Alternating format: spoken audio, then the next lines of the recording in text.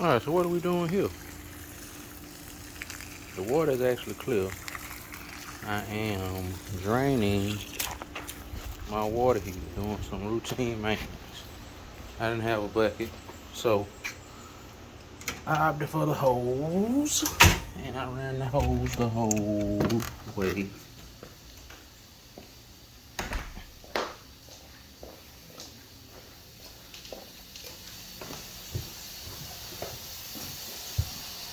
To here to get my water heater serviced. Alright, so I shut that valve off. And what I had to do, of course, to connect the hose to here, I had to turn my water heater down to vacation. Or, low. Some people say turn to pilot. I had to shut the water off there. I'm going to have to get a valve for that because I don't like that handle. So first, I connect it. I turn down then connect. I shut the water off.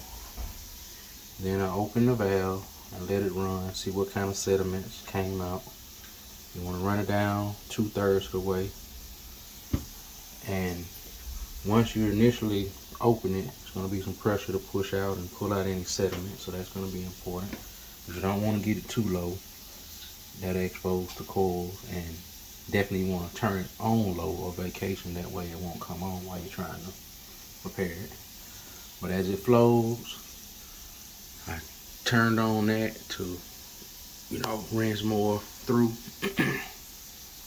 But I also turned on the water in order to keep a air bowl from forming and airlock in the system.